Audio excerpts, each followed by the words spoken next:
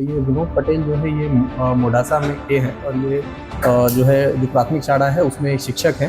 तो इनको कल हमने पूछताछ के लिए जो है बुलाया था और उसके बाद इनको जो है अरेस्ट किया गया है। तो इनका रोल ये है कि मतलब सबसे बड़े एजेंट में से एक है वीजेड वाले केस में।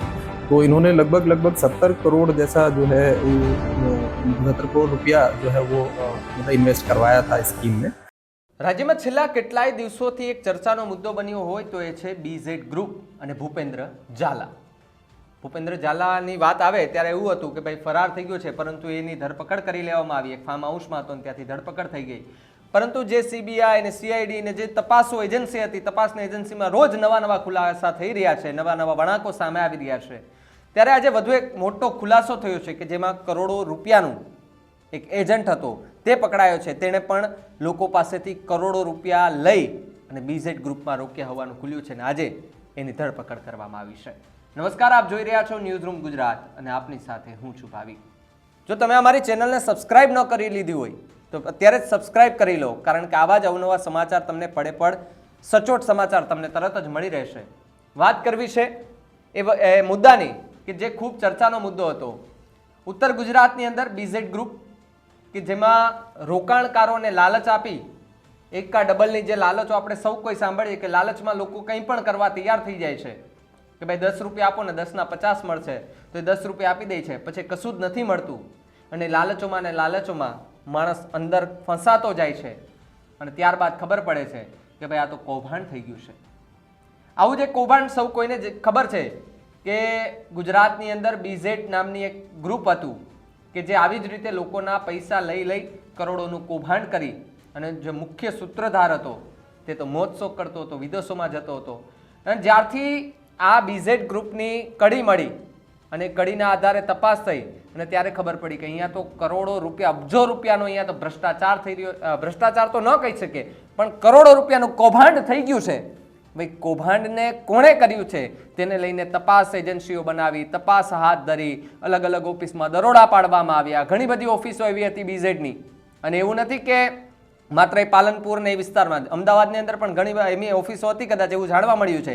ત્યાં પણ દરોડા પાડવામાં આવ્યા. ત્યાંથી પણ ઘણા બધા એવા ડોક્યુમેન્ટ સામે આવ્યા છે કે જેમાં કરોડો રૂપિયાના લેખિત હિસાબ જોવા મળી રહ્યા છે. ત્યાર પછી એવા સવાલ ઊભા થઈ ગયા કે ભાઈ જે બીઝેડ ગ્રુપનો જે મેન માલિક હતો ભૂપેન્દ્ર ઝાલા, તે તો ફરાર છે, તેને કેમ પકડી નથી પાડવામાં આવતો. ત્યારબાદ એક તપાસ એજન્સી અને અલગ અલગ જગ્યાએ રેડ પાડી અને ફાર્મ હાઉસમાં રેડ પાડતાની બાતમી મળતાની સાથે ત્યાં રેડ પાડતાની સાથે જ ભૂપેન્દ્ર ઝાલા ત્યાંથી મળી આવ્યો.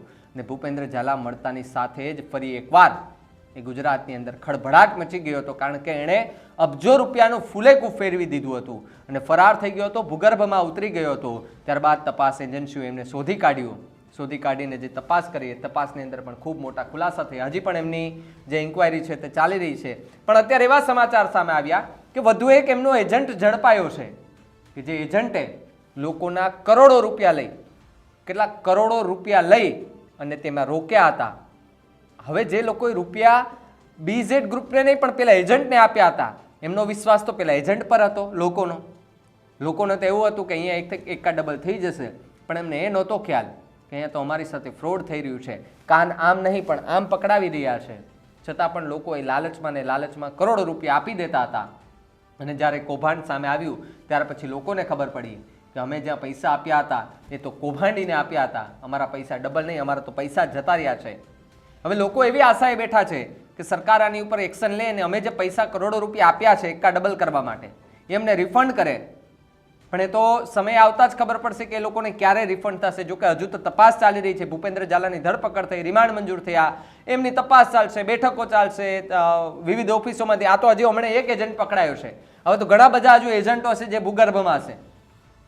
આ બીઝેડ ગ્રુપ કંઈ નાનું ગ્રુપ તો હતું નહીં, ખૂબ મોટું ગ્રુપ હતું. અને ભૂપેન્દ્ર ઝાલાની છાપ પણ સૌ કોઈને ખબર છે.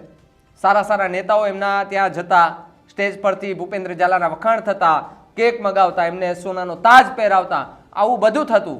કારણ કે એ બીજાના પૈસા હતા એટલા માટે, પોતાના પૈસા તો હતું નહીં. મોંઘી મોંઘી ગાડીઓ વાપરવાની એ બીજાના પૈસે. પરંતુ આ કરોડોનો જે ઉચાપત કરી છે, કરોડો રૂપિયાનું જે કૌભાંડ કર્યું છે એ એક દિવસ તો ખુલવાનું જ હતું અને આખરે ખુલી ગયું. અને એમાં એના એજન્ટો પણ બહાર આવી ગયા છે. જે સીઆઈડી ક્રાઇમ બ્રાન્ચ છે, સીઆઈડીના જે અધિકારીઓ છે તેમણે એક જગ્યાએ રેડ કરી અને જે ભૂગર્ભમાં ઉતરેલા એજન્ટ હતો એજન્ટને પકડી અને જ્યારે તમામે તમામ પુરાવા એકઠા કર્યા ત્યારે ખબર પડી કે આમણે પણ કરોડો રૂપિયા લોકો પાસેથી લઈને બીઝેટમાં રોક્યા હતા. શું કહ્યું એ અધિકારીએ, પહેલા સાંભળો એમને. देखिए जैसे हमने बीजेड के केस में लगातार हम जो है जो एजेंट्स हैं उनकी हम जो है पूछताछ और उनका रोल हम क्लियर करने की कोशिश कर रहे हैं. तो इसी उसमें जो है ये विनोद पटेल करके हैं. तो ये विनोद पटेल जो है ये मोडासा में के हैं और ये जो है जो प्राथमिक शाला है उसमें शिक्षक हैं. तो इनको कल हमने पूछताछ के लिए जो है बुलाया था और उसके बाद इनको जो है अरेस्ट किया गया है. तो इनका रोल ये है कि मतलब सबसे बड़े एजेंट में से एक है बीजेड वाले केस में. तो इन्होंने लगभग 70 करोड़ जैसा जो है वो मतलब 70 करोड़ रुपया जो है वो मतलब इन्वेस्ट करवाया था इस स्कीम में और लगभग 1300 लोगों से इन्होंने जो है मतलब इन्वेस्ट कराया था. तो ये सबसे बड़े एजेंट में से एक है. तो इनका रोल जो है इसमें आया है तो इसलिए इनकी धरपकड़ की गई है. कितना कमीशन मिला है उसको?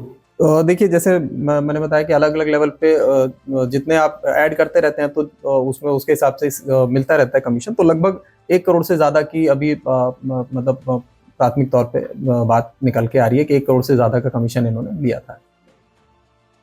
इन्हें जिनको इन्वेस्ट करवाया था वो ज्यादातर टीचर्स ही है, क्योंकि बेसिकली ये भी टीचर्स है तो वो सिस्टम उसके नीचे कैसे थे? जी जैसे कि खुद एक टीचर है तो इन्होंने जो है जो इनका जो मेन जो इनका नेटवर्क था वो टीचर्स में ही था. इसलिए जो शुरू में ये सबसे पुराने खुद भी इन्होंने जब रोकड़ किया था तो सबसे पुराने जुड़े हुए लोगों में से भी यही है. इसीलिए सबसे बड़े एजेंट भी बने और ज़्यादातर लोग जो इन्होंने जो वहाँ से मोडासा से मतलब जिनको लालच दिया है वो टीचर्स ही हैं. उसके अलावा जब ये स्कीम फैल गई तो टीचर्स के अलावा भी लोगों ने जो है इसमें पैसा लगाया. તો જે રીતે રાજ્યની અંદર જે ઘણા બધા એવા લાલચો આપી અને લોકો પાસેથી એકા ડબલના નામે પૈસા લઈ અને એક ગ્રુપ હોય એમાં રોકાણ કરતા હોય છે, એ એજન્ટો થ્રુ રોકાણ કરતા હોય છે. જ્યારે આવા એજન્ટો છે એ એજન્ટો પર ભૂગર્ભમાં ઉતરી જતા હોય છે, કારણ કે એમને ભનક લાગી ગઈ કે અમારો મુખ્ય સૂત્રધાર પકડાઈ ગયો છે તો અમે તો સ્વાભાવિકપણે પકડાઈ જ જવાના છે. ત્યારે આના ડરે એ લોકો ભૂગર્ભમાં ઉતરી જતા હોય છે. પણ એક દિવસ તો સત્ય બહાર આવે છે અને લોકોને આવવું પડે છે. ત્યારે આ જ રીતે આ એજન્ટ છે, એજન્ટ બહાર આવ્યો અને એ પોલીસના હાથે ને તંત્રના હાથે ઝડપાઈ ગયો. જ્યારે પુરાવાઓને બધું એકઠું થયું ને જ્યારે એ બોલ્યો કે ભાઈ કરોડો રૂપિયા લોકો પાસેથી લીધા હતા અને એ કરોડો રૂપિયા મેં બીઝેડમાં રોક્યા હતા, ત્યારે સૌથી મોટો ખુલાસો તો એ થયો કે આ તો એક એજન્ટ અત્યારે પકડાણો છે. આવા તો ઘણા બધા એજન્ટો હશે, જોકે પકડાય છે આના ઘણા બધા એજન્ટો, પણ ભૂપેન્દ્ર ઝાલા કે જેમના એજન્ટો હજુ કેટલા છે કે જે ગુજરાતમાં અલગ અલગ જગ્યાએ હશે એમના એજન્ટો, તો સમય આવતા જ ખબર પડશે.